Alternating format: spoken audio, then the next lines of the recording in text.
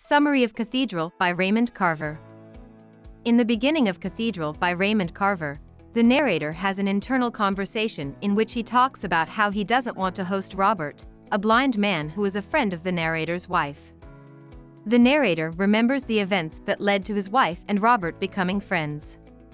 His wife took a summer job helping Robert, a social worker, because she needed money and was engaged to her first husband. At the end of the summer, Robert asked the narrator's wife if he could see her by touching her face.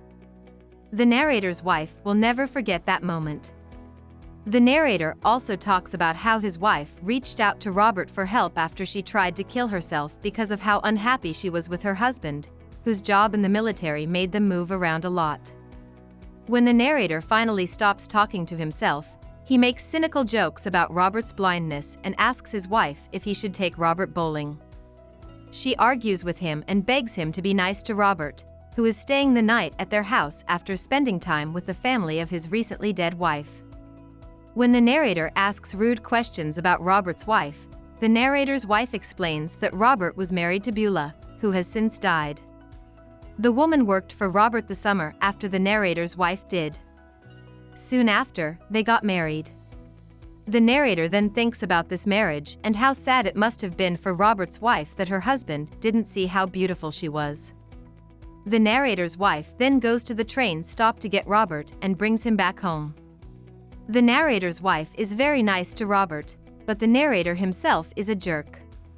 He asks Robert which side of the train he was on, since the view is best from the right side. Robert asks the narrator about his life, but the narrator doesn't answer, and he gets angry when Robert calls him bub. They drink something, and then they eat a big dinner.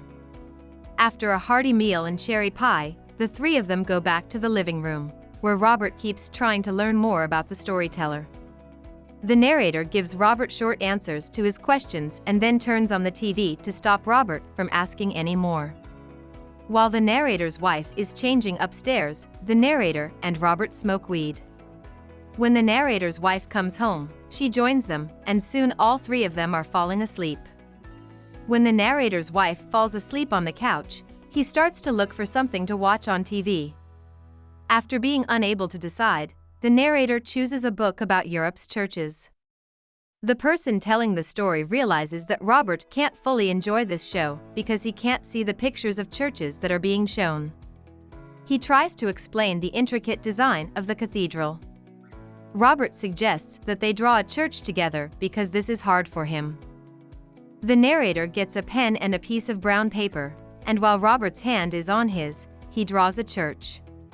When the narrator's wife wakes up, she doesn't know what's going on, but the two of them keep drawing. Robert tells the narrator to close his eyes and keep drawing. When the narrator does this, he has a spiritual experience that changes him in a profound way. When they're done, Robert tells the narrator to open his eyes and look at what they've made, but the narrator keeps his eyes closed. About the author. Raymond Carver's father worked in a sawmill. After high school, he worked as a caretaker, a petrol station attendant, and a delivery guy to support his wife and children. Carver didn't start writing seriously until 1958, when the famous mid-century writer John Gardner gave him a college course on creative writing. Carver kept working on his short stories while he was a student at Humboldt State University in California. He got his bachelor's degree there in 1963. A few of Carver's stories were published in magazines, but it wasn't until 1976 that his work was first released in a book-length collection called Will You Please Be Quiet, Please? The book was a nominee for the fiction category of the National Book Award in 1977. From 1967 to the end of the 1970s, Carver struggled with drinking and went to the hospital several times. Carver was able to get his sickness under control by the late 1970s. He then started teaching at the University of Texas at El Paso and Syracuse. In the 1980s, he put out 3 books of short stories: What We Talk About When We Talk About Love, 1981, Cathedral, 1983, which was a Pulitzer Prize candidate, and Where I'm Calling From, 1988. Carver also wrote poems, and from 1976 to 1986, he put out 3 books of his verse. Carver died at age 50 from lung cancer. Hope we summarized it fully and you liked it. Please hit the like button and subscribe to our channel so that we are motivated to create more videos.